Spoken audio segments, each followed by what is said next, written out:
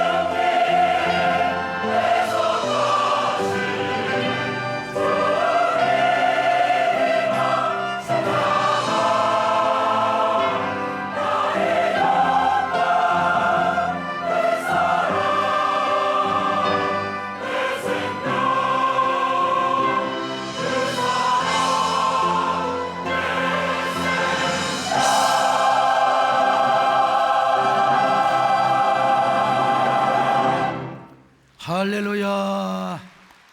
여러분, 묵시문학이라는 말을 들어보셨죠? 아마 우리 철학기도 나오신 분들은 어렴풋이 기억을 하거나 이해를 하고 계실 겁니다. 근데 제가 보니까 좀 어설프게 하는 어떤 사람들은 이 묵시문학이 성경의 언약신학이나 애언신학과 상반된다고, 상충된다고 이해를 하는 것을 제가 본 적이 있습니다. 그러나 이스라엘의 묵시문학은 하나님의 언약신학과 애언신학과 절대로 상반되지 않습니다. 오히려 보충하고 보완하고 더 완벽하기 위해서 생겨난 것입니다. 하나님의 초자연적 관점에서 현실을 설명하고 미래를 전개해 나가는 문학적 장르로서 일종의 이것도 또 하나의 계시라고 할 수 있습니다. 계시 문학이죠. 특별히 이스라엘 백성들은 그 어떤 민족보다도 고난과 역경을 많이 당했습니다. 바로 그런 고난당하고 역경을 당하는 백성을 위로하기 위하여 믿음의 궁극적인 세계를 소개한 것이 바로 뭐냐? 이스라엘의 묵시문학이라 그렇게 합니다. 그래서 묵시문학은 기본적으로 현세와 내세 그리고 악인과 의인에 대한 이원론적인 구조를 갖고 있습니다. 즉 현세에서는 악인이 승리하고 형통한 것처럼 볼 수 있다는 거지요. 그러나 그래서 의인은 고난을 당하고 억울함을 당할 수 있는 것처럼 보인다는 거예요. 그러나 반드시 하나님의 심판은 되어진다는 것입니다. 이 땅에서뿐만 아니라 내세에서 반드시 하나님의 심판이 되어진다는 거예요. 그래서 하나님의 최후의 심판에 의해서 양자의 운명은 역전된다는 것이죠. 그런데 이 묵시문학이 태동되기 전에 애언신학이 있었어요. 애언신학. 애언은 주로 사실에 그리고 역사 안에서 선포될 뿐만 아니라 반드시 역사적으로 성취가 됩니다. 그리고 언약의 기초에서 애언이 이루어져요. 그러므로 애언신학에 있어서 역사는 하나님이 활동하시는 무대지요.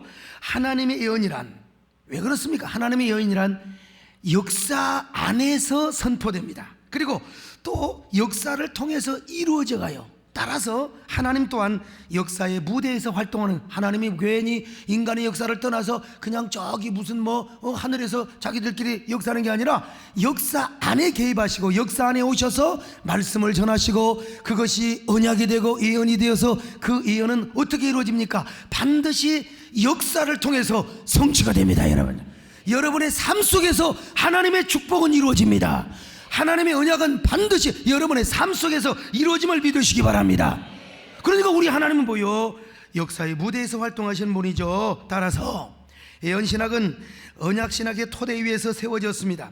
하나님의 언약의 근거에서 예언 활동이 이루어지고 그리고 그 언약의 근거에서 바로 선포되었던 예언은 반드시 그 역사 안에서 이루어진다니까요. 자, 그런데 이런 언약신학이 가장 구체적이고 명확하게 기술되어 있는 책이 바로 신명기라고 하는 책입니다. 그래서 이 신명기 역사관과 세계관 그리고 가치관에 의해서 다음에 이어지는 모든 예언서들, 선지서들이 전부 이렇게 예언이 되고 기록이 되어 있는 것을 볼 수 있었어요. 그런데 신명기의 세계관과 가치관을 한마디로 요약한 말씀이 어디에 있습니까? 바로 신명기 30장에 있습니다. 자, 한번 같이 읽어봅시다. 시작. 보라, 내가 오늘날 생명과 복과 사망과 화를 네 앞에 두었나니 곧 내가 오늘날 너를 명하여 네 하나님 여호와를 사랑하고 그 모든 길로 행하며 그 명령과 규례와 법도를 지키라 하는 것이라. 그리하면 네가 생존하며 번성할 것이요 또 내 하나님 여호와께서 네가 가서 얻을 땅에서 네게 복을 주실 것임이라. 그러나, 자 보세요. 그러나 시작. 네가 만일 마음을 돌이켜 듣지 아니하고 유혹을 받아서 다른 신들에게 절하고 그를 섬기면 오늘날 내가 오늘 너희에게 선언하노니 너희가 반드시 뭐라고 그랬어요? 망할 것이라. 여러분, 성경에 기록된 말씀의 요지가 뭡니까? 신명기 말씀. 이스라엘 백성들이 하나님 말씀에 순종하면 무조건 복을 받는다. 할렐루야. 무조건 복을 받는다. 여러분, 생명을 얻으며 형통을 얻게 된다는, 그러나 이스라엘이 하나님의 말씀에 불순종하면 무조건 사망과 그리고 질벌을 받게 된다는 것입니다. 이것이 바로 구약의 예언신학의 핵심이고 언약신학의 주제라고 할 수 있어요. 물론 30장도 있지만 28장을 보면 또 기가 막힌 말씀이 있습니다. 자, 신명기 28장 1절로 2절 시작. 내가 네 하나님 여호와의 말씀을 삼가 듣고 내가 오늘 네게 명령하는 그의 모든 명령을 지켜 행하면 네 하나님 여호와께서 너를 세계 모든 민족에 뛰어나게 하실 것이라. 세계 민족이에, 이거 우리 정원사님이 맨날 아차디 외쳤던 세계 민족이에, 하여간 신명기 말씀을 봐라. 하나님 말씀에 순종하면 세계 민족에 뛰어나게 할 것이라. 여러분, 세계 민족에 뛰어난 축복을 받는 가정 되시기를 축원합니다. 옆 사람 보시고 어쩌면 그렇게 세계 민족에 뛰어난 복을 받게 생기셨습니까? 그러나 반대로요. 자, 28장 15절로 16절입니다. 시작. 내가 만일 네 하나님 여호와의 말씀을 순종하지 아니하여 내가 오늘 내게 명령하는 그의 모든 명령과 규례를 지켜 행하지 아니하면 이 모든 저주가 내게 임하여 내게 이를 것이니. 여러분, 하나님 말씀대로 살지 않고 거역하고 우상을 섬기고, 여러분 그러면 반드시 망한다는. 그래서 저 북왕국 이스라엘 백성들이 BC 722년에 망했습니다. 왜 망했다고 기록합니까? 성경은 분명히 신명기 역사관에 의해서, 신명기 세계관을 기준으로 해서 기록하고 있습니다. 왜냐? 북왕국 이스라엘 백성들이 하나님을 떠났기 때문이다. 하나님을 떠나서 자기들끼리 살았기 때문이라는 것입니다. 자기들 마음대로. 바로 이러한 역사의 전례를 따라서 남왕국의 수많은 예언자들, 수많은 선지자들이요, 남왕국 유다를 향하여 얼마나 외쳤는지 몰라요. 여러분도 하나님 떠나면 북왕국처럼 망합니다. 여러분도 회개하지 않으면 이 북왕국처럼 망할 수 있습니다. 여러분, 하나님의 언약을 붙잡으세요. 하나님의 말씀대로 순종하세요. 그래야 여러분들이 삽니다. 그래야 다윗의 언약을 붙잡고, 그래야 다윗 왕국이 오래오래 갑니다. 그러므로 말씀을 붙잡고 말씀대로 사시기를 바랍니다. 언약에 순종하시기를 바랍니다. 이렇게 막 선지자들이 막 선포를 했습니다. 이거는요, 다윗 왕국이 세워지면서부터 선지자들의 주된 강조점이요, 그리고 중심 사상입니다. 그래서 여러분, 사무엘서 이렇게 기록하고 있지 않습니까? 다윗의 나라가 멸망치 않고 영원 무궁하리라고. 자, 사무엘하 7장 16절을 같이 봅니다. 시작. 내 집과 내 나라가 네 앞에서 영원히 보존되고 내 왕위가 영원히 견고하리라 하셨다. 바로 이 언약의 기초에서 역대기 기자들, 모든 역대기 기자들이 뭐라고 말합니까? 남왕국 유다가 북왕국 이스라엘보다 더 길게 존속한 이유, 남왕국 유다가 쉽사리 망하지 않는 이유는 뭐냐? 그거는 바로 다윗 언약 때문이다. 이렇게 성경은 기록하고 있습니다. 역대하 21장 7절입니다. 시작. 여호와께서 다윗의 집을 멸하기를 절개하지 아니하였으면 이전에 다윗과 더불어 언약을 세우시고 또 다윗과 그의 자손에게 항상 등불을 주겠다고 이런 말씀이 역대기 그리고 열왕기에 많이 있습니다. 시간상 한 구절만 소개합니다마는, 여러분, 오늘날도요, 하나님은 신명기 언약을 절대로 취소하지 않았어요. 그래서 신명기 언약과 약속에 의해서 오늘도 순종하는 사람에게 복을 주심을 믿으시기 바랍니다. 말씀대로 순종하면 하나님 반드시 복을 주십니다. 세계 민족 위에 뛰어난 복을 주십니다. 여러분, 하나님 말씀, 그러나 여러분, 하나님 말씀을 떠나고요, 하나님의 언약을 발로 차버리면 하나님의 저주가 임합니다. 하나님의 징벌이 임합니다. 그러므로 어떤 경우에도 하나님의 언약을 떠나지 마시기를 바랍니다. 하나님의 약속을 붙잡으시기를 바랍니다. 언제나 여러분의 삶 속에서 순종의 씨를 부리시기 바랍니다. 헌신의 씨를 부리시기 바랍니다. 그저 하나님의 말씀 앞에 아멘 하시기를 바랍니다. 하나님이 반드시 갚아주실 것입니다. 신명기 말씀대로 100배 1000배로 복을 주실 것입니다. 세계 민족 위에 뛰어난 복을 주실 것입니다. 믿으시면 아멘 합니다. 반드시 내가 반드시 내가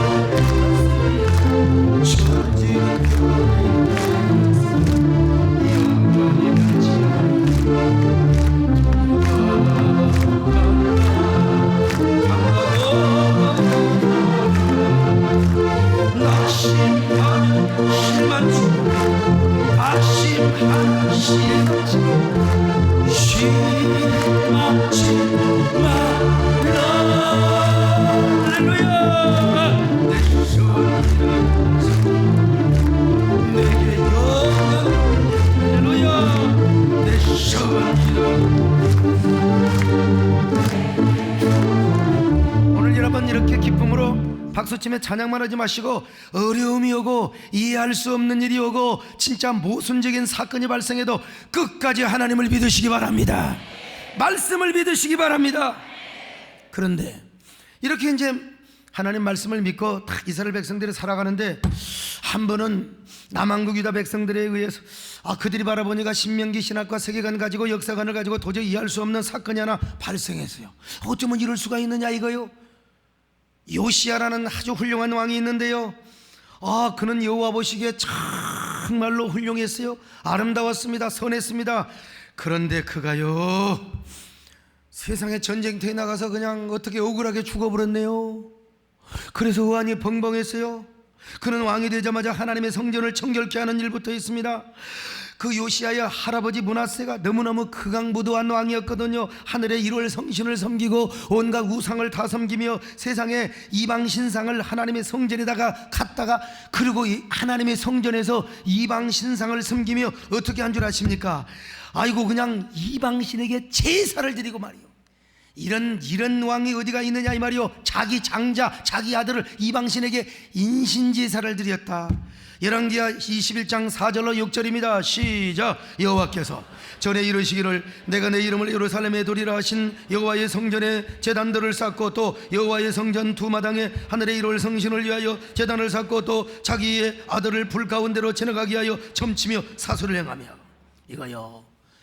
이거 빌어먹을 저주받아, 이건 천대만대 저주받을 일이요. 요시야의 할아버지 므낫세만 그런 게 아니요, 아버지 아몬도 그 짓거리를 똑같이 했어요. 그러다가 요시야가 왕이 됐네. 근데 요시야는 은혜 받은 사람이요, 여기 좀 소목사하고 비슷한 사람이라 이 말이요. 그래서 왕이 되자마자 맨 일이 한 게 뭔 줄 아세요? 맨 먼저 성전에 있는 우상들을 갖다가 다 찍어버렸어요. 도끼로 찍어버렸어요. 왜냐면요, 하나님의 성전에 어떻게 우상이 이거 있을 수가 있는 거요. 그냥 열불을 내면서 막 찍어버리고 말았어요.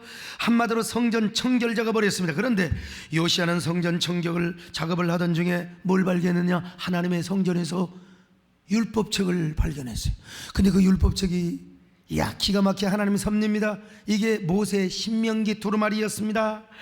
그때 요새가 신명기 말씀을 읽으니만 가슴이 복받치고요, 그 요시야가 신명기 말씀을 읽으니만 막 얼굴이 막 뜨거워졌습니다. 우리 할아버지가 이런 죄를 지었네, 우리 아버지가 이런 죄를 지었네. 그래가지고 막 그 신명기 읽으니까 그게 다 나오잖아요. 그래서 우상 섬기면 저주받고 하나님 섬기면 복받고 말이죠. 그래서 이거 안 되겠어요. 이거 우리 할아버지가 그리고 우리 아버지가 잘못한 거 이거 다 뜯어고쳐버려야 되겠구나. 막 옷을 찢어버렸습니다. 여러분요, 그때 얼마만큼 하나님의 성전이 타락한 줄 아세요? 하나님의 성전에 남창의 집까지 있어요. 여창의 집이 있어요. 이게 남창의 집 여창의 집이 뭔 줄 아세요? 남자 창녀 여자 창녀요. 왜 그러느냐? 당시 바알 종교에는 남창 여창이 있어요. 이놈들이 서로 막 연애를 하면서 막 음란한 춤을 추면서 풍요 축제를 할 때 바알과 아세라가 감동을 받고 비를 내려준다는 이런 이방 종교의 신앙을 따라서 우리도 하나님의 성전에다가 남창 여창을 두자, 이래가지고 음란한 풍요 축제까지 하나님의 성전에서 있으니 얼마나 하나님이 열받으셨겠습니까? 그러나 요시야는 할아버지와 아버지가 있던 그 모든 것들을 도끼로 다 찍어버렸어요. 남창의 집을 허물어 버렸어요. 여창의 집을 허물어 버렸어요. 그리고 이방신에게 절대로 인신제사는 내서는 안 된다. 하나님의 성전 밖에 세웠던 모든 태양상과 온갖 이방상, 그리고 아스타롯과 크모스와 밀검 신상들을 이거 전부, 이게 전부 뭡니까? 다 이방 신상이요. 밀곰, 암몬, 뭡니까? 몰렉, 아무튼 저 크모스, 저 어딥니까? 모압, 할 것 없이요, 이방 신상을 전부 다가 깨뜨려 가지고 나무로 된 건 저 기드론 골짜기 흰놈의 골짜기에다 다 태워버렸어요. 뿐만 아니라 요시야는 산에 있던 산당과 모든 이방신을 다 태워버리고 허물어버리고 말았어요. 집집마다 있는 트라빔이라든지 산당 할 것 없이. 그러면서 여러분, 우리가 마음을 다하고 성품을 다하고 힘을 다하여 우리 하나님을 섬깁시다. 우리 할아버지가 죄진 겁니다. 우리 아버지가 잘못한 겁니다. 여러분, 우리 하나님만을 섬깁시다. 막 그러면서 요시야가 붕의를 했다 이 말입니다. 여러분, 그러므로 요시야는 훌륭한 왕이요 선한 왕입니다. 얼마나 복받은 왕인지 몰라요. 세상에 여러분, 이런 요시야 같은 왕이 되시기를 주의 이름으로 축원합니다. 요시야 같은 왕이 되어서는 먼저 우리 마음속에 우상을 버려야 돼요. 우리 주변에 있는 우상을 버려야 돼요. 하나님보다 더 사랑할 만한 것들, 이런 것들을 다 태워버리고 우리가 전부 다 버려버려야 돼요. 그리고 전심으로 하나님을 사랑해야 됩니다. 전심으로 하나님을 섬겨야 됩니다. 그러면 하나님이 복을 주실 것입니다. 신명기 말씀대로 반드시 복을 주실 것입니다. 그런데 문제는 이렇게 감동적으로 하나님을 섬겼던 요시야 왕, 그렇게 역대기 기자들에 의해서 존경을 받고 높이 평가를 받았던 요시야 왕이 40도 못된 39살 나이에 전쟁터에 나가서 화살 맞고 죽어버렸다니까요. 화살 맞고 죽어버렸어. 그래서 이 요시야 왕의 죽음을 놓고 이 에레미야 선지자가 얼마나 슬퍼하여 애가를 불렀는가. 역대야를 보니까요, 요시야의 죽음을 보고 얼마나 에레미야가 그냥 통곡을 했는지 몰라요. 그럴 수밖에. 여러분, 신명기 신학과 언약에 의하면 요시야는 반드시 형통해야 돼요. 무슨 일을 만나든지 여러분, 동으로 가면 동방불패, 서로 가면 서방불패, 어떤 전쟁으로도 여러분 승승장구하고 형통하며 승리해야 했습니다. 그러나 요시야는 40도 못되어서 화살 맞아 죽어버렸다니까, 39살 나이에. 자, 그렇다면 하나님의 말씀에 순종만 하면 복을 받고 땅에서도 형통하고 장구한다는 신명기 언약은 도대체 어떻게 된단 말인가? 과연 신명기 언약으로 요시야의 죽음을 어떻게 설명할 수 있단 말인가? 여러분, 한번 생각해 보세요. 신명기 역사관에 의하면 요시야는 반드시 형통해야 돼요. 승리해야 돼요. 전쟁에서 이겼어야 돼요. 오래 살아야 돼요. 복 받아야 돼요. 근데 억울하게 비참하게 죽어버리고 말았어요. 그것도 39살의 나이에. 요시야 왕이 여러분 어떻게 죽은 줄 아십니까? 요시야 왕이 남왕 유다를 통치하고 있을 때에 이스라엘 저 남쪽에 있는 애굽이라고 하는 나라가 저 북쪽에 있는 아수르 나라를 공격하러 갑니다. 근데 당시 아수르 나라는 다 꺼져가는 나라입니다. 이미 주전 612년에 아수르의 수도 니느웨가 망해버렸어요. 그리고 하란이라는 곳에 수도를 옮겼어요. 비리비리해요 지금, 이게 비리비리. 그런데 이 비리비리한 아수르를 애굽이, 강성한 애굽이 공격하거든. 그럼 요시야가 가만히 있어야죠. 왜 가만히 있어야지? 왜 아수르 편이 되어가지고 왜 애굽을 공격하느냐 이 말이에요 지금. 왜 망해가는 아수르 편이 되어서 그 강성한 애굽과 싸우느냐 이 말이에요. 한마디로 요시야가 헷갈려서 판단 미스를 해버리는 거예요. 판단 착오를 해버리고 말았어요. 그때 애굽의 왕 바로 왕이 느고가 요시야에게 사신을 보냅니다. 요시야 왕이요, 난 당신하고 싸우려고 하지 않아요.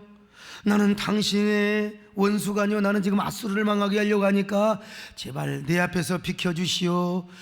당신이 섬기는 이스라엘의 하나님이 나를 부추겨서 저 아수르를 지금 심판하게 하려고 하는데 왜 당신이 하나님과 반대편에 서서 나와 싸우는 것이요? 제발 내 길을 비켜주시기를 바랍니다. 사신을 보내서 편지를 보냈어요. 그러면 그 편지를 보고 요시야가 비켜줬어야지요. 요시야는 죽으려고 환장한 사람처럼 오히려 왕이 아닌 척하고 변장을 하고 애굽을 막았어요. 그러다가 애굽 군사가 쏘는 화살에 맞아서 심장에 맞아서 죽었어요. 여러분, 얼마나 웃기는 죽음이요, 황당하고 어이없는 죽음입니까? 유다를 지키고 다윗의 왕국의 자존심을 지키기 위해서 싸우는 거요.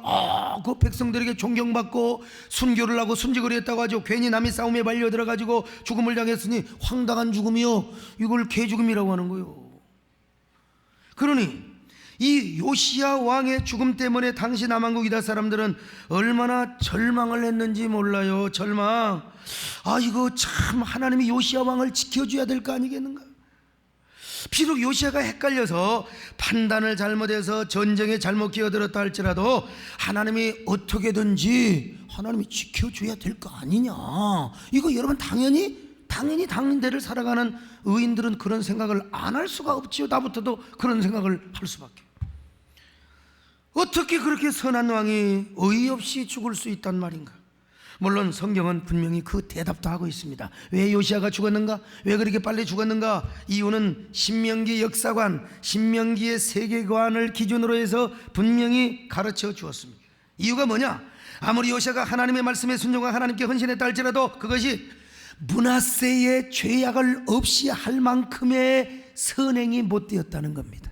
특별히 므낫세가 얼마나 하나님의 마음을 진노했는지 몰라요. 하나님의 마음을 상처 줬는지 몰라요. 근데 그 하나님의 진노와 상처를 없애게 할 정도로 하나님을 감동하지는 못했다는 겁니다. 다시 말하면 요시야가 선을 행하였지만 요시야가 선을 행하는 것보다 므낫세와 아몬이 악을 행하는 것이 오히려 더 엄청나게 무거웠다는 거예요. 그래서 요시야가 죽게 되었다는 것입니다. 자, 열왕기하 23장 25절로 27절, 자, 한번 같이 봅니다. 시작. 요시야와 같이 마음을 다하며 뜻을 다하며 힘을 다하여 모세의 모든 율법을 따라 여호와께로 돌이킨 왕은 요시야 전에도 없었고 후에도 그와 같은 자가 없었더라. 그러나 여호와께서 유다를 향하여 내리신 그 크게 타오르는 진노를 돌이키지 아니하셨으니. 자, 그 다음에 계속 읽어봐요. 시작. 이는 므낫세가 여호와를 경노하게 한 그 모든 경노 때문이라. 여러분, 므낫세가 얼마나 하나님을 진노케 하고 경노했으면 요시야의 그 믿음과 눈물겨운 헌신이 하나님의 마음을 달래지를 못한 거예요. 하나님의 그 진노와 아픔 상처를 누그러뜨리지 못했다 이 말이요. 아무리 요시야가 자랐고 종교 개혁을 잘하고 그래도 아직도 이스라엘 백성들이 남한국 유다가 다 하나님을 섬기느냐? 아니요. 아직도 드라뱀이 있네. 아직도 거리의 우상이 아직도 있네. 파손되지 않는. 그래서 아직도 이스라엘 백성들, 남한국 유다 백성들이 하나님을 섬기지 않고 우상을 섬기고 이방신을 섬기는 사람이 아직도 많이 있어요. 그 누가 다 한 거예요? 므낫세 때문에 하는 거예요. 아몬 때문에 그랬다 이 말입니다, 여러분. 자, 그래서 하나님은 북왕국 이스라엘처럼 남왕국 유다도 망하게 하시겠다는 겁니다. 그렇게 망하게 했다는 거예요. 하나님의 마음을 돌이키지 못했다는 거예요. 그래서 바로 요시야도 그렇게 죽었다는 이야기, 요시야도 그렇게 요절했다는 이야기를 지금 성경은 말씀하고 있습니다. 이렇게 요시야의 황당하고 어이없는 죽음까지도 성경은 신명기 신학으로 설명하고 결론짓고 있어요. 그런데 당시 이스라엘의 경건한 이스라엘의 뭡니까? 믿음의 사람들, 하나님의 백성들, 이 남한국 유다의 지도자들까지도 잠시 혼돈과 혼란에 빠졌어요. 하나님께서 신명기 언약을 취소하셨을까? 하나님께서는 약속의 하나님이신데 당신의 언약의 하나님이 되시는 걸 하나님이 스스로 포기하셨단 말인가? 여러분, 이 성경을 연구하던 사람들까지도 이런 혼란에 빠졌어요. 더구나 남한국 유다가 바벨론에 의해서 망해버렸지 않습니까? 얼마나 비참하게 망해요. 성도 무너지고 성전도 외파되고 도시는 다 완전히 황폐화되고, 그리고 예루살렘, 세상에 남한국 유다의 왕 시드기야는 두 눈이 뽑힘을 당해가지고 눈에서 그냥 눈물을 철철 흘리고 바벨론으로 끌려가고 있으니 그 모습을 바라본 성경학자들, 종교 지도자들, 저 같은 목사들도 얼마나 실망을 했겠습니까? 이야, 다윗 왕국은 이렇게 끝나는가? 다윗의 언약도 이렇게 마치고 마는가? 그러니 궁금하지 않을 수가 없어요. 신명기 언약과 다윗의 왕국은 이렇게 끝나버린단 말인가? 하나님은 역사의 무대에서 도망가셨단 말이냐? 그렇다면 신명기 언약은 취소된 것이 아닌가? 하나님의 언약은 종지부를 찍어버린 것이 아니냐? 여러분, 참 얼마나 기가 막혔겠습니까? 여러분, 우리 하나님이 그럴 리가 있겠습니까? 우리 하나님의 능력이 하나님의 길을 포기할 수가 있겠습니까? 우리 하나님이 당신의 언약 신명기의 신학을 포기하시겠습니까? 오늘 여러분, 하나님은 여전히 우리가 잘못해서 그럴 뿐이지 여전히 우리 하나님은 언약의 하나님을 믿으시기를 바랍니다. 오늘도 신명기 언약은 여전히 유효한 줄로 믿으시기를 바랍니다.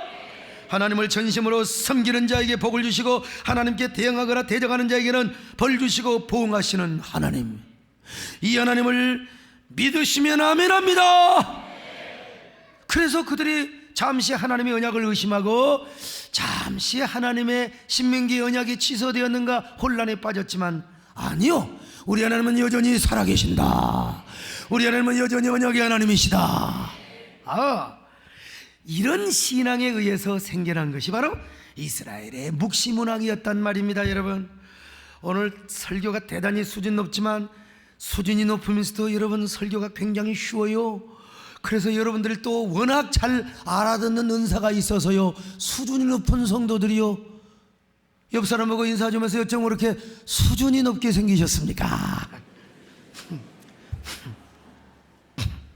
자, 때로는 하나님을 전심으로 섬기는 의인이 복을 받고 악인은 징벌을 받습니다. 그러나 묵시문학에 의하면은 이제 이런 신앙이 탁 정립이 됩니다. 그게 뭐냐?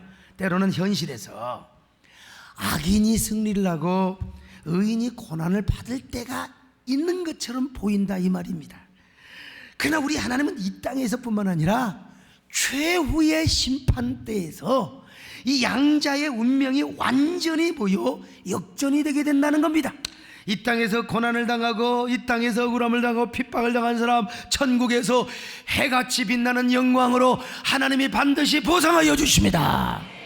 그리고 이 땅에서 큰소리치며 떵떵거리며 하나님을 대적하고 하나님 앞에 말이요 그냥 대항했던 사람들 반드시 심판대에서 벌받는다, 하나님이 저주한다, 심판하신다, 그런 바로 이야기를, 그런 신앙의 궁극적 하나님의 심판의 이야기를 바로 묵시문학이 이야기해 주기 시작했어요. 그래서 이런 묵시문학은 다니엘과 스가랴, 하박국 등으로 이어지고 신약의 요한계시록을 통해서 그 묵시문학의 절정이 이루어지죠. 그래서 오늘 본문은요, 의인이 어떤 고난과 어떤 역경을 당한다 할지라도 뭐라고 합니까? 그래도 믿음으로 살아야 한다. 하박국 당대를 살았던 이스라엘 백성들은요, 엄청난 역경과 고난을 당했습니다.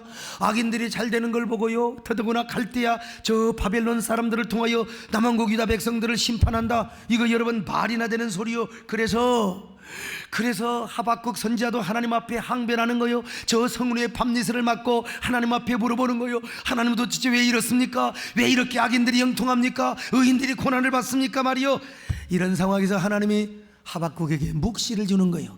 묵시 문학의 형태를 통하여 패러다임을 가지고 당시 하나님의 백성들에게 하나님의 진정한 메시지, 희망과 위로와 격려의 메시지를 주는 겁니다. 하박국아, 내가 너에게 묵시를 주노니 빨리 기록하라. 그리고 이 말씀을 읽어라. 달려가면서도 읽어야 된다. 세상의 종말이 속히 다가온다. 나는 거짓말하지 않는다.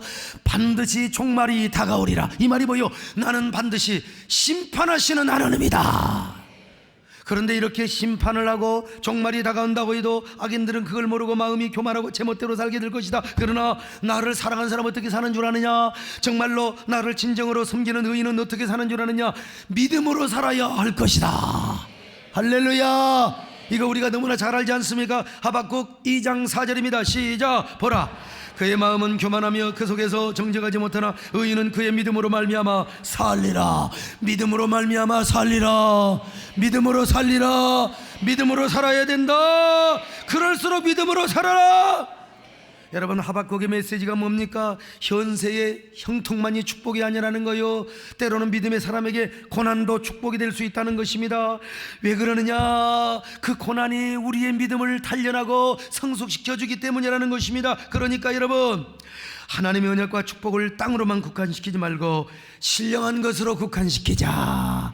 내 세례도 국한시키자. 종말로도 국한시키자. 그러므로 묵시문학에서도 절대로 신명기 언약은 취소되지 않았다. 오히려 신명기 언약이 절대로 취소된 것이 아니라 신명기 언약을 더 보완하고 확대하고 더 넓은 관점에서 하나님의 축복과 심판을 보자는 것입니다. 그래서 하나님의 때가 되면요, 악인들을 망하게 한다. 바벨론도 망하게 한다. 예수 그리스도가 오신다. 하나님 나라가 완성된다. 그럴 때 우리는 빛난 면류관 받아 쓰고서 천국에서 해같이 빛나는 이 땅의 축복은 별거 아니라는 거요. 물론 하나님은 반드시 주시지만 말이죠. 그러나 더 큰 축복이 있다는 거요. 그 축복이 뭐냐? 심판 이후의 축복이라는 것입니다. 종말의 축복이라는 것입니다. 내세의 축복이라는 것입니다. 그런데 그 심판과 보상을 하시는 하나님이 어떤 하나님이냐? 기가 막혀요. 성전에 계시는 하나님이라. 자, 하박국 2장 20절입니다 시작. 오직 여호와는 그 성전에 계시니 온 땅은 그 앞에서 잠잠할지니라. 여러분 보세요. 하박국과 신명기가 얼마나 일치한지 몰라요. 신명기에 14장 16장 등등 보면요, 내가 예비한 거, 내 이름을 둘 거, 이게 다 뭐냐? 하나님의 성전입니다. 저 어디요, 여부스 성 정복하고 거기에 예루살렘에 하나님의 성전 짓고 거기서 예배하고 거기서 예물 드리고 거기서 감사하고 전부 다 성전 이야기입니다. 그런데 하박국도 뭐라고 말합니까? 바로 성전에 계시는 하나님이라. 할렐루야. 우리 하나님은 성전에 계시는 하나님이십니다. 교회의 머리가 되시는 하나님이십니다. 교회의 주인 되시는 하나님이십니다. 그러므로 이 하나님 앞에 어떻게 하느냐? 입 다물고 살아라 이거야.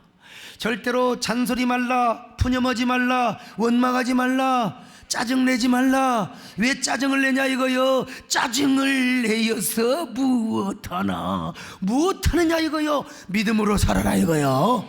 하나님의 언약을 믿고 살아라 이 말입니다. 여러분, 신명기 언약은 취소되지 않았다는 것입니다. 신명기 언약 이 세상뿐만 아니라 저 영혼은 하나님의 심판대까지 연결이 되고 확대가 된다. 그러니까 우리가 이럴수록 하나님의 언약을 붙잡자. 신명기 언약을 붙잡자. 믿음으로 살아가자. 불평하지 말자. 근데 오늘날 여러분 보면 많은 사람들이 하나님의 언약을 의심하다가 막 신앙의 혼란에 빠져요. 언약의 바운다리를 막 넘어가가지고 탈선하고 절망합니다. 아, 하나님이 살아계신다면 왜 나에게 이런 일이 있단 말이냐? 아니 왜 나는 이렇게 안 풀려?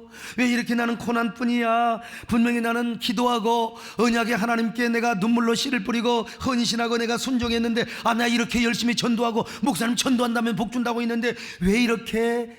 아, 우리 하나님이 거짓말하시는 하나님이 아니야? 아, 하나님의 신명기 언약, 그래 하나님의 언약을 완전히 신명기를 떠나서 취소한 분이 아니야. 여러분, 잠잠하라 이겁니다. 여러분요, 하나님이 잠잠하래요. 그런 소리 하지 말라 이거요.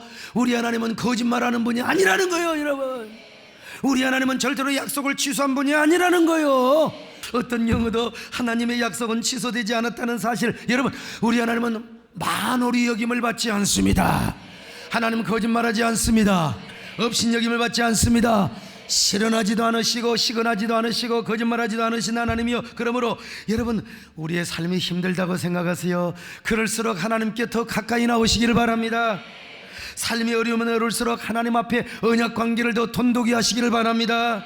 성경은 분명히 말씀해요. 눈물로 씨를 보면 기쁨으로 단을 거두게 하신다고 말이죠. 기쁨으로 단을 거두게 하신다. 할렐루야. 새벽에 뿌리면 저녁에 단을 거두게 하신다. 믿으시면 아멘합니다. 새벽부터 사랑하는 저녁까지 우리 없이 열매 찾지 목숨과 기쁨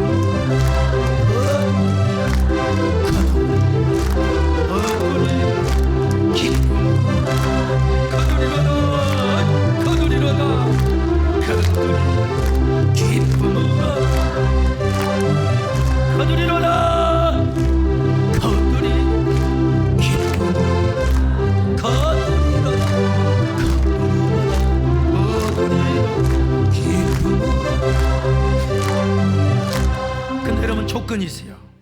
조건이 있어요. 낭망하지 않아야 돼요. 아이고, 신앙이 피곤해서, 영혼이 피곤해서 포기해버리면 안 됩니다. 기다려야 됩니다. 하나님의 때를 기다려야 됩니다. 여러분, 드디어 오더라도 기다려야 됩니다. 기다리시기를 바랍니다. 그래야 열매 맺게 하여 주시는 거요. 우리가 보험을 넣어도 만기를 해야지, 힘들다고 안 해버리면 안 돼요.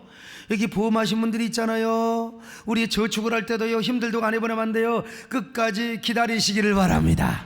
끝까지 씨 뿌리며 기다리시기를 바랍니다. 그러면요, 조금씩 넣는데 세상에 타보니까 3억이나. 여러분, 요즘 서민들에게 3억이 적은 돈입니까? 5억짜리 보험을 탔다고 생각해봐요. 그냥 오지 않습니다. 엉덩이를 흔들며 옵니다. 여러분, 반드시 오게 되어 있습니다. 여러분, 반드시 기다리시기를 바랍니다. 기다리시기를 바랍니다.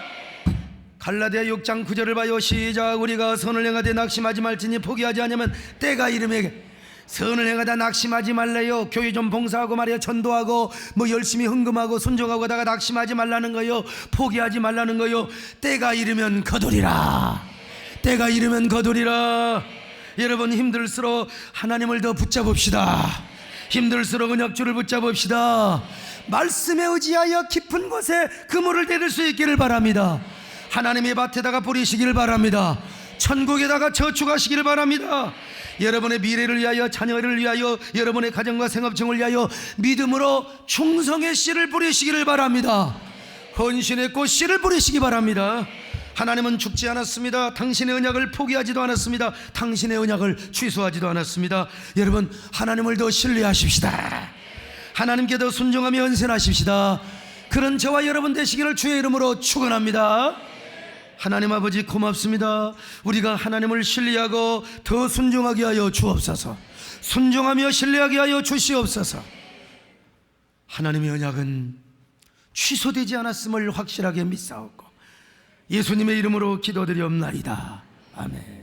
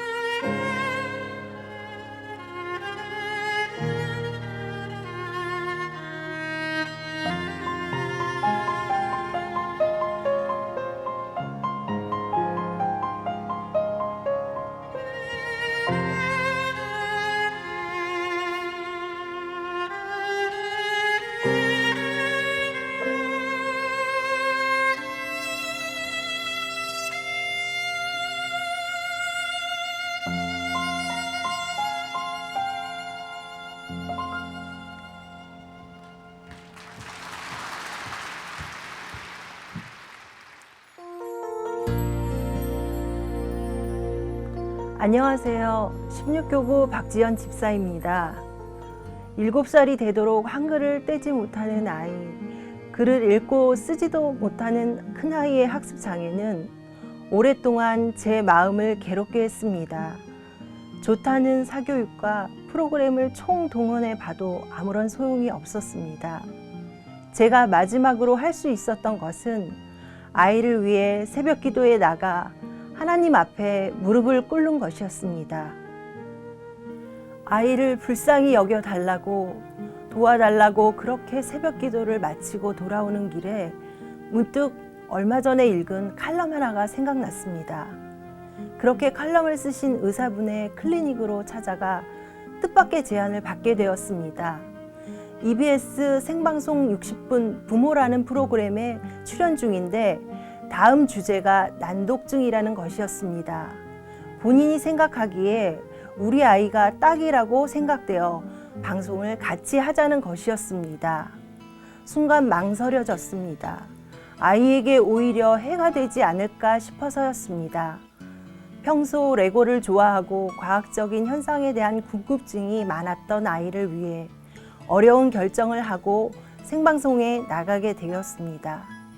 그분은 우리 아이를 레오나르도 다빈치나 아인슈타인, 에디슨에 빗대어 언어 습득에 다소 어려움이 있지만 남들과 다른 비상한 재능이 있다고 오히려 이 어려움은 신이 주신 선물이라고 표현했습니다.